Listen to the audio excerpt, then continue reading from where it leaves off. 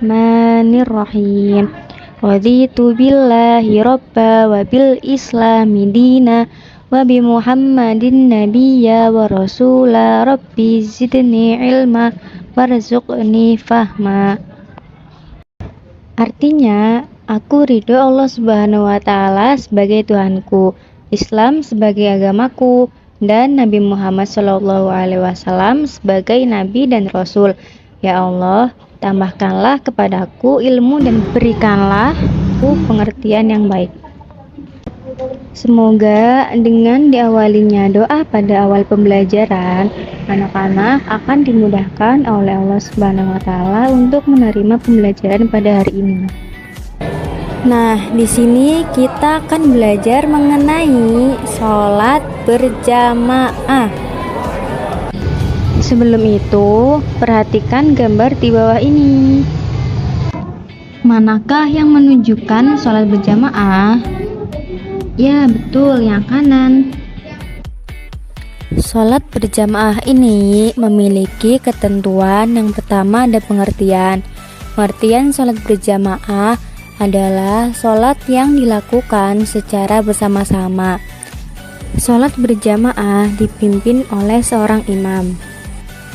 Sholat berjamaah paling sedikit dilakukan oleh 2 orang, yaitu imam dan yang mengikuti imam, yaitu makmum. Kemudian hukum sholat berjamaah adalah sunnah muakkad, yang artinya sunnah yang sangat dianjurkan untuk dilakukan. Bahkan pahalanya tidak tanggung-tanggung, yaitu mendapatkan 27 derajat. Yang selanjutnya kita akan belajar mengenai syarat menjadi imam. Apa saja sih syarat-syarat menjadi imam itu? Jadi yang pertama, imam harus memenuhi syarat wajib sholat, yaitu beragama Islam, dewasa, dan berakal. Syarat yang kedua, imam harus memenuhi syarat sahnya sholat. Apa saja syarat sah sholat? Misalnya masuk waktu sholat, artinya harus masuk waktu sholatnya terlebih dahulu. Contohnya anak-anak mau sholat duhur, maka anak-anak itu harus mengetahui waktunya sholat zuhur. Jangan dilakukan sebelum waktunya sholat zuhur.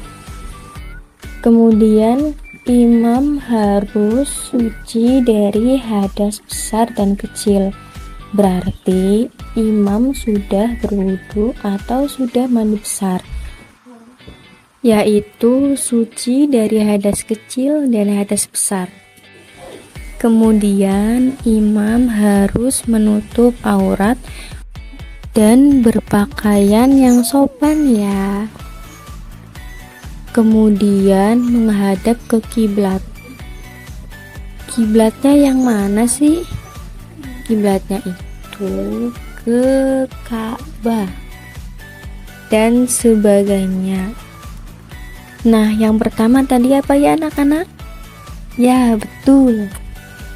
Yaitu imam harus memenuhi syarat wajib sholat.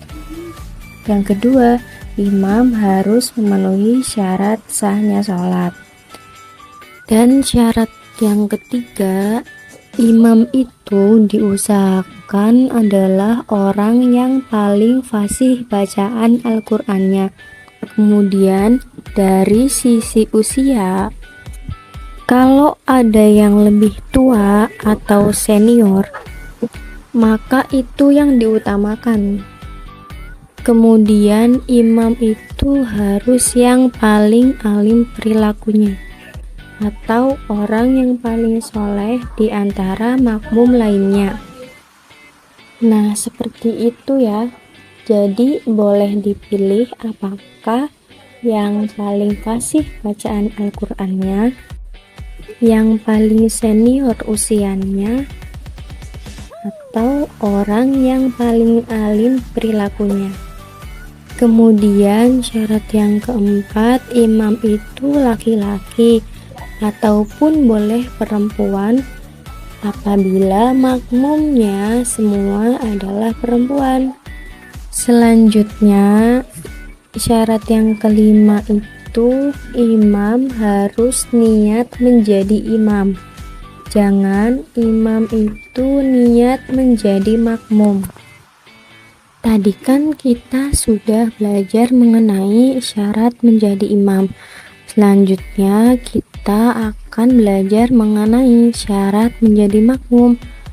Apa saja sih syarat-syaratnya? Syarat menjadi makmum yang pertama itu mengetahui dan mengikuti gerakan imam. Jadi, makmum mengetahui keberadaan imam, mengetahui gerakan imam, kemudian mau mengikuti gerakan imam. Nah, jadi makmum tidak boleh mendahului gerakan imam. Mengetahuinya itu melalui dua sisi. Yang pertama, makmum mampu melihat gerakan imam atau makmum mampu mendengar instruksi gerakan dari imam. Kemudian syarat yang kedua, makmum berdiri di belakang imam. Jadi posisinya makmum itu tidak boleh lebih depan dibandingkan posisi dari imam. Jadi posisi makmum itu di belakang imam ya anak-anak. Kemudian syarat yang ketiga yaitu makmum berniat menjadi makmum. Nah, berarti makmum itu harus berniat menjadi makmum, jangan berniat sebagai imam. Kemudian syarat yang keempat, makmum berada pada satu tempat dengan imam. Jadi ketika di dalam masjid, makmumnya itu harus berada di dalam masjid atau di luar masjid. Yang penting dalam satu tempat dengan imam.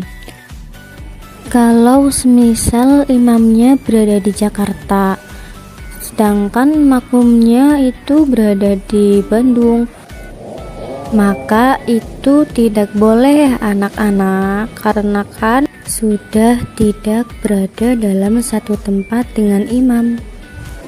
Alhamdulillah, pembelajaran kita kali ini sudah selesai.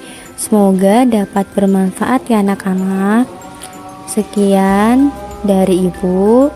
Wassalamualaikum warahmatullahi wabarakatuh.